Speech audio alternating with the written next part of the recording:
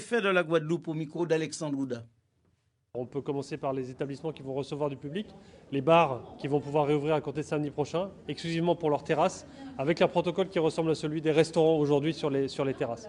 Les restaurants, en plus des terrasses, vont pouvoir réouvrir à l'intérieur, toujours en respectant les mêmes protocoles, donc 50% au maximum de personnes à l'intérieur, et puis ensuite tout le protocole sur les masques, sur le gel et sur les carnets de rappel par exemple, et les espacements entre les différentes tables. Ces activités vont pouvoir se mettre en place en privilégiant et même en rendant obligatoire les positions assises. Les salles de réunion, les salles polyvalentes, les salles des fêtes qui vont pouvoir réouvrir à peu près comme avec les mêmes règles, c'est-à-dire 50% au maximum de leur capacité en mettant des places assises. On va réouvrir aussi les possibilités de sport, donc entraînement sportif des adultes. Les enfants, c'est déjà le cas, mais des adultes qui vont pouvoir à nouveau participer à des activités d'entraînement en gymnase ou en plein air, donc à compter de samedi prochain. Autre élément important, les salles de sport et de fitness vont pouvoir réouvrir aussi, toujours avec des protocoles qui sont ceux que j'ai précisés. Et puis on va pouvoir rétablir aussi des activités de compétition sportive sur la voie publique. Je sais que c'était très attendu. Je pense notamment aux activités de cyclisme. Donc il y a une compétition dès samedi qui va être organisée en respectant le protocole qui est établi, c'est-à-dire que c'est à huis clos, donc pas de spectateurs. Dans cette phase d'assouplissement a été en grande partie possible en raison des chiffres encourageants enregistrés par l'Agence régionale de santé ces dernières semaines. Les indicateurs sont à la baisse, même si plusieurs bémols sont relevés par Valérie Denux, directrice générale de l'ARS, au micro d'Alexandre Ouda. Et en fait, les indicateurs montrent qu'on est dans une décrue, mais une décrue qui est lente. Ça fait plusieurs semaines qu'on est dans une décrue très lente. La semaine dernière, c'était un petit peu mieux. Là, c'est bon, ça diminue encore, mais ça reste faible. Alors, c'est positif quand même parce qu'on est passé en dessous du taux d'incidence d'alerte, c'est-à-dire en dessous de 50, mais on n'est pas encore en dessous du seuil de vigilance qui est 20, je le rappelle, puisqu'on est autour de 37. On a un taux de positivité qui est diminué aussi, il est à 3,5%, donc il était à 4,5%. Donc on gagne un point, enfin voilà, ça c'est positif. Mais on a des bémols quand même à tout ça, parce que on a de nouveaux variants qui sont confirmés sur le territoire, le variant dit Delta ou variant indien, et le variant dit Iota ou variant californien. Vous voyez ce qui se passe actuellement en Angleterre avec le Delta, ou dit indien. Donc on est inquiet évidemment parce que on a 80% de la population qui n'est pas vaccinée, on n'a que 20% qui sont vaccinés, ce qui veut dire que ça fait beaucoup de gens infectés par le variant indien. Allez, 6h07 sur la première. Mathilde Panot, la présidente de la commission d'enquête parlementaire sur la mainmise des intérêts privés sur l'eau, et Olivier Servat, son rapporteur, ont conclu devant la presse leur travail mené ici durant une dizaine de jours. Au total, 32 heures d'interrogatoire, 62 personnes auditionnées. Certains n'ont pas estimé utile de répondre à la convocation de la commission, pourtant obligatoire. Illustration de l'omerta qui règne sur ce dossier et des difficultés que la commission aura à relever pour dénouer le vrai du faux. Mathilde Panot, présidente de la commission, interrogée par Sébastien Gilles. Nous avons eu beaucoup de mal, nous avons dû éplucher tous les contrats et tous les avenants pour comprendre quelle était la responsabilité des uns et des autres, notamment dans l'entretien et dans le renouvellement des réseaux. Et je crois que nous aurons encore beaucoup de documents à éplucher pour bien comprendre la situation. Et je le disais, non pas pour pointer un tel ou un tel, même si c'est quand même important de savoir comment est-ce que ça s'est passé, c'est quand même une question fondamentale, mais surtout, pour que plus jamais cette situation ne puisse se reproduire, enfin déjà qu'elle soit réglée, et ensuite qu'on ne se retrouve plus jamais dans une telle situation où le droit à l'eau est bafoué quotidiennement ici pour les Guadeloupéennes et Guadeloupéens. Alors qu'est-ce qu'on va faire ? On va interpeller le gouvernement aussi régulièrement que possible. Nous allons bien évidemment déposer dès qu'on le peut dans des textes des amendements. Nous allons regarder pour déposer éventuellement des propositions là.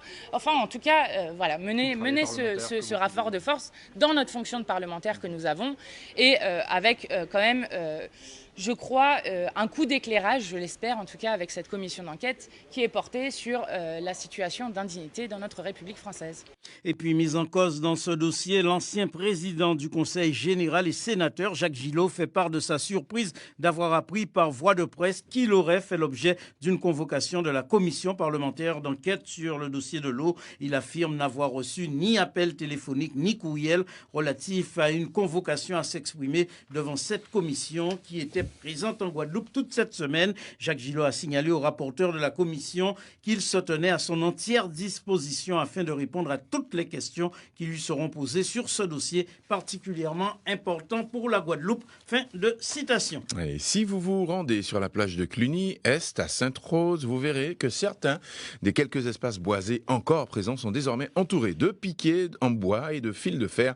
Ce sont des enclos de régénération. Et ils ont été installés par l'Office national des forêts, une action qui entre dans le cadre du projet Caribe Coast visant à lutter contre l'érosion côtière provoquée par les houles, les puits et le tassement du sol sur cette plage très fréquentée. Ces 13 enclos devraient donc permettre de reconstituer le cordon forestier sur la plage de Cluny, retenu comme site pilote avec l'Anse Maurice. Noémie Vidot, chargée de projet Caribe Coast à l'ONF, au micro de Josiane Champion. L'érosion littorale est un phénomène qu'on observe de plus en plus au fil des années, ces 50 dernières années en Guadeloupe. Mais la plage de Cluny est particulièrement préoccupante puisque depuis 1950, on a remarqué, grâce à l'analyse des images satellites, un recul du trait de côte de plus de 60 mètres à certains endroits sur cette plage de Cluny, notamment sur la partie où nous sommes actuellement à Cluny-Est. Du coup, c'est aussi des mètres de plage qui disparaissent, des mètres de forêt.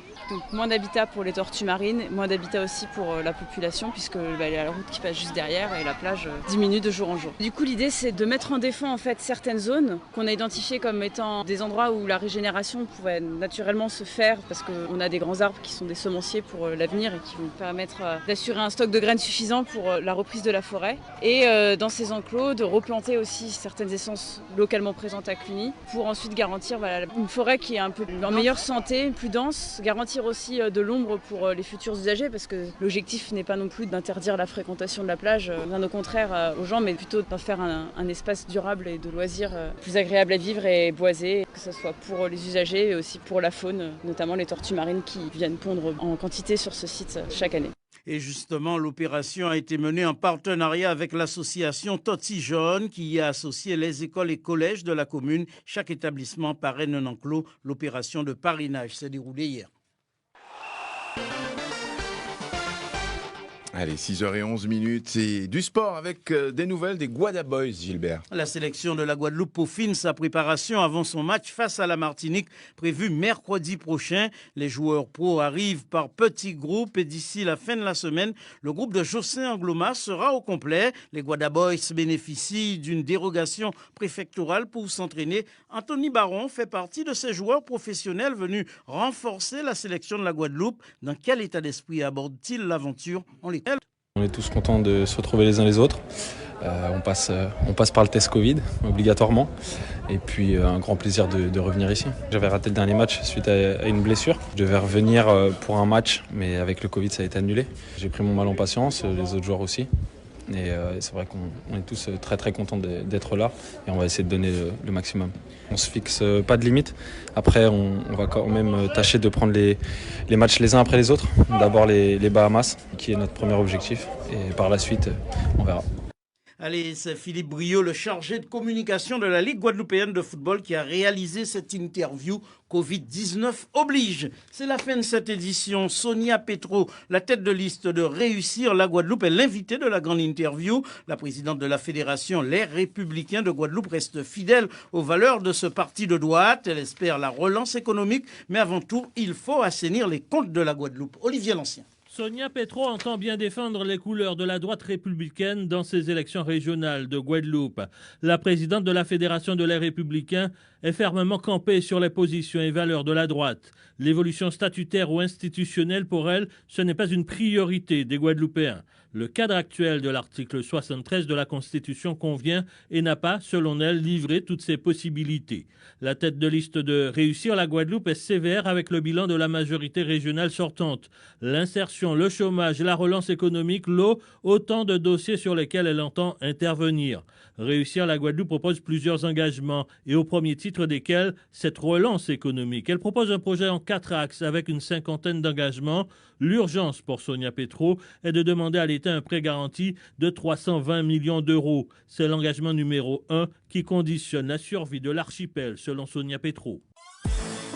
Départementale et régionale 2021, la première au cœur du pays. Allez, 6h14, on y va tout de suite. Olivier Lancet, bonjour. Bonjour Fabrice Franck. Et voilà, une nouvelle tête de liste face à vous ce matin, c'est celle de Réussir la Guadeloupe, Sonia Petro. Sonia Petro, bonjour. Bonjour Olivier Lancien, bonjour à toute la Guadeloupe. Vous restez fidèle aux valeurs de votre parti. En résumé, la relance, ça passe par le volontarisme économique et l'investissement. Oui, on ne peut pas vouloir relancer un territoire, le construire et l'aménager sans argent. On ne peut pas vouloir faire du développement économique sans argent. Et j'avoue à la population que je suis très inquiète de la situation économique en Guadeloupe et en plus de la situation des finances de la région. Quand je suis intervenue en disant qu'il y avait 320 millions d'euros de factures impayées dans les caisses des percepteurs et que tant que ça ce ne serait pas dans l'économie guadeloupéenne, ça a semblé étonner certains, mais les chefs d'entreprise, les petits artisans, les petites TPE en ont besoin pour payer leurs charges et ce sera un vrai plan de relance pour la Guadeloupe. Mais à côté de ça, il n'y a pas que ça. J'ai examiné les comptes de la région pour l'année 2020 et l'année 2021 et je suis très inquiète parce que ce sont deux budgets qui, quand ils seront terminés, vont mettre la Guadeloupe à genoux. Donc je vais quand même expliquer aux auditeurs. La région a un volant de recettes annuelles entre 310 et 340 millions d'euros. Au budget 2020, la région a mis 800 millions d'euros de recettes, dont 400 millions en fonctionnement. Le fonctionnement, c'est ce qui permet de payer les salaires et les charges courantes. Donc, uniquement en fonctionnement, la région dépense plus que les recettes annuelles. Donc, c'est comme si vous gagnez 2 500 euros par mois et pendant un an, vous dépensez 6 000 euros. C'est déjà pas mal. Mais en 2021, 920 millions d'euros, toujours avec le même volant de recettes. Donc, vous continuez à gagner 2 500 euros et vous dépensez 7 500 euros. Donc, au final, les finances de la région seront exsangues fin 2021. Donc, ce sont des budgets d'affichage, des budgets électoraux pour pouvoir encore faire du saupoudrage. Votre projet, vous l'axez sur ce point-là, c'est le pivot. Vous allez réclamer 320 millions de prêts garantis à l'État si l'État ne vous les accorde pas. Alors, j'axe avec mon équipe notre projet sur ce volet économique parce que sans argent, on ne pourra rien faire. On pourra tous énoncer des promesses à la population. C'est facile et je comprends que les gens qui souffrent aiment entendre des promesses, mais il faut dire la vérité. Sans argent, sans ce prêt garanti par l'État, on n'arrivera à rien. Oui, on va aller le demander. Et pourquoi ils ne nous le donneraient pas? Ils ont donné 200 millions à Corsair, à des investisseurs pour sauver une compagnie aérienne. Ils ont donné 7 milliards à Air France, encore pour sauver une compagnie aérienne. L'État peut nous accorder et va nous accorder ce prêt garanti de 320 millions d'euros, pas pour sauver une personne, mais pour sauver un territoire. Et vous dites que tout est possible sans évoquer une évolution statutaire, voire même parler d'autonomie. Vous savez, j'ai tendance à faire des comparaisons. Je regarde la région Vendée. Je regarde la région Rhône-Alpes, je regarde la Bretagne et je vois que ce sont des régions où le taux de chômage est à 3-4%. Ce sont des régions où économiquement tout va bien. Et je me dis qu'ils n'ont pas de statut. Oui, mais attendez, le territoire est aménagé. C'est ça la différence. Ils n'ont pas de problème. Ce n'est pas un problème de statut. Les problèmes de la Guadeloupe sont des problèmes d'aménagement du territoire. Depuis près de 30 ans, c'est un territoire qu'il n'y a pas eu de vision, il n'y a pas eu de projet. Pour que ce territoire se développe, il faut l'aménager. Pour l'aménager, il nous faut entre 4,5 milliards et 5 milliards d'euros. Quand on aura aménagé la Guadeloupe, quand il y aura de l'eau, quand le problème de transport sera résolu, quand la formation professionnelle sera au rendez-vous, quand le chômage sera divisé par 2, alors là, on va pouvoir parler de statut. Et si la population le désire, on sera avec la population, parce que je l'ai toujours dit, ce que la population veut, on voudra, je voudrais. Mais présentement, je voudrais qu'on lance une politique de grands travaux en Guadeloupe, à l'instar de la Réunion. La route du littoral et la route des Tamarins, c'est 2 milliards d'euros. Ce sont des travaux qui ont permis un développement économique, une relance et de la création d'emplois. Et c'est ce qu'on veut, lancer une politique de grands travaux en Guadeloupe, de façon à ce qu'on crée de l'emploi et du développement économique. Vous voulez même créer un viaduc entre Oui. le Nord Grande-Terre et Pointe-à-Pitre. Oui, parce que ce n'est pas impossible et ce n'est pas un rêve. Nous avons réfléchi et nous avons vu des aménageurs, nous avons vu de vrais professionnels à ce niveau-là qui nous ont fait un projet tout à fait viable parce qu'il faut désenclaver la Guadeloupe et il faut rééquilibrer le territoire. Pour fluidifier la circulation, il faut créer des axes à 2 fois 2 voies entre le Moule, Pointe-à-Pitre, Saint-François, Pointe-à-Pitre, Sainte-Rose, Pointe-à-Pitre, Capesterre, Pointe-à-Pitre et il faut désenclaver le Nord Grande-Terre. La seule solution pour l'instant, c'est ça. Donc moi, je rêve pour la Guadeloupe, je rêve grand, j'ai de l'ambition pour ce territoire et je veux le faire réussir. L'eau, c'est une de vos priorités aussi. Comme 2 ou 3 autres têtes de liste, vous réclamez un grand emprunt sur une trentaine d'années et l'aide de l'État pour assainir et aussi avoir de l'eau. Alors, contrairement aux autres listes, ce n'est pas n'importe quel emprunt. Moi, c'est un accroît-prêt. C'est quelque chose qui existe auprès de la Banque des Territoires, où il y a un fonds de 2 milliards d'euros. Donc, on peut aller abonder ce fonds à hauteur de 50% de notre projet et sur une durée de remboursement de 40 à 60 ans. Oui, il va falloir qu'en dehors de ça, que l'État prenne ses responsabilités parce que les collectivités ont failli, mais l'État aussi a failli dans cette histoire d'eau. Donc, il va falloir aussi que nous allions voir l'État et comme nous serons extrêmement crédibles dans ce que nous allons demander et que nous mettrons en face aussi des obligations vis-à-vis de nous-mêmes en termes de gestion des deniers publics, là, je crois que l'État sera au rendez-vous. Un de vos axes concerne l'environnement. Nous avons diffusé ce matin le projet Caribe Coast. C'est une opération de l'ONF qui vise à lutter contre l'érosion de la côte en Guadeloupe et notamment sur la plage de Cluny à Sainte-Rose. Je vous propose d'écouter un extrait de Noémie Vido. Elle est chargée de projet Caribe Coast à l'ONF. Elle répond à Josiane Champion. Depuis 1950, on a remarqué, grâce à l'analyse des images satellites, un recul du trait de côte de plus de 60 mètres à certains endroits sur cette plage de Cluny, notamment sur la partie où nous sommes actuellement à Cluny-Est. Du coup, c'est aussi des mètres de plage qui disparaissent, des mètres de forêt. Donc moins d'habitat pour les tortues marines, moins d'habitat aussi pour la population, puisque il y a la route qui passe juste derrière et la plage diminue de jour en jour. À réécouter plus longuement dans le journal de 7 heures. Qu'allez-vous faire pour ce problème? Alors, il y a la plage de Cluny, mais il y a tout près de nous, Bananier. Il y a Saint-Sauveur, Four-à-Chaud qui sont concernés par ce problème. Je crois qu'il va falloir qu'on se penche dessus et qu'on recommence à faire, vous savez, les travaux avec les enrochements que nous avions fait il y a très longtemps sur une ancienne mandature et trouver des espèces que nous allons devoir planter, des espèces qui vont retenir le sable, retenir la terre, afin de permettre aux espèces marines et surtout aux familles de pouvoir vivre en paix. Mais ce problème de l'érosion est un problème urgent pour notre territoire. Sonia Pietro, tête de liste de Réussir la Guadeloupe. Vous avez 30 secondes pour présenter un point de vos projets, de vos engagements aux Guadeloupéens. Alors, rien ne sera possible si nous ne résolvons pas la faillite budgétaire de ce territoire afin de le rendre attractif et de faire en sorte que nos enfants reviennent pour construire la Guadeloupe.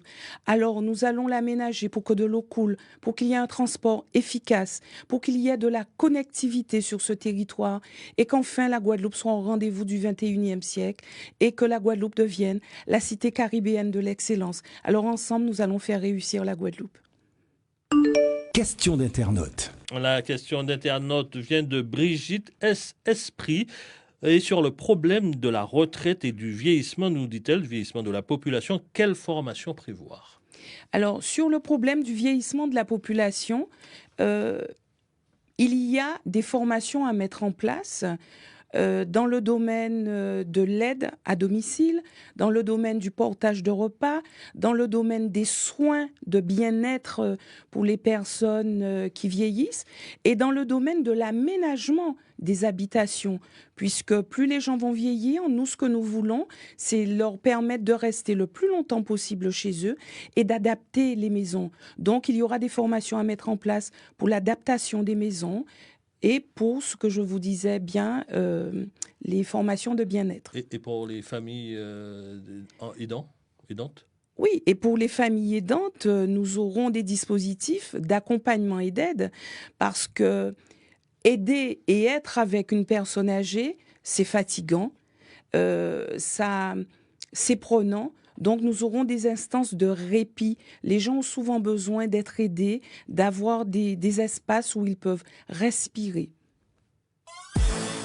Départementale et régionale 2021, la première au cœur du pays. La question pratique, Sonia Petro. Selon un rapport de l'INSEE, 14% des personnes en grande pauvreté dans nos régions vivent dans des logements et ne sont pas donc dans la rue, mais déclarent s'acheter un repas avec de la viande que tous les 2 jours. Pour l'Institut national des statistiques et des études économiques, ce n'est pas vraiment les aides financières qui vont aider, mais plus les services publics. Quel est le pourcentage de Guadeloupéens qui vivent avec moins de 1010 euros selon l'INSEE? Selon l'INSEE, nous sommes, je crois, à 34%. Et ramené à la population, ça fait plus de 130 000 personnes qui vivent avec moins de 1010 euros par mois et qui, ce faisant, ne peuvent pas manger correctement, fréquentent assidûment les épiceries solidaires et ne peuvent pas se soigner.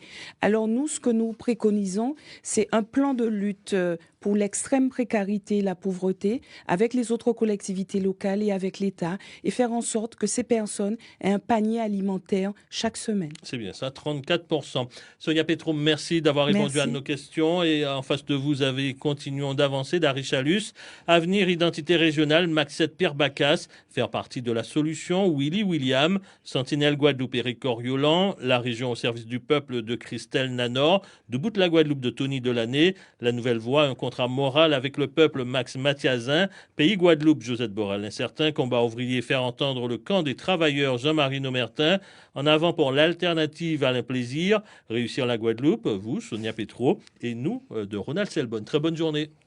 Merci. Départementale et régionale 2021, la première au cœur du pays. Merci Olivier Lancien, merci Sonia Petro. On vous retrouve demain Olivier avec un autre invité. Peut-être pas candidat, si j'ai bien compris, le vendredi c'est cours magistral. Merci à vous de nous avoir suivis.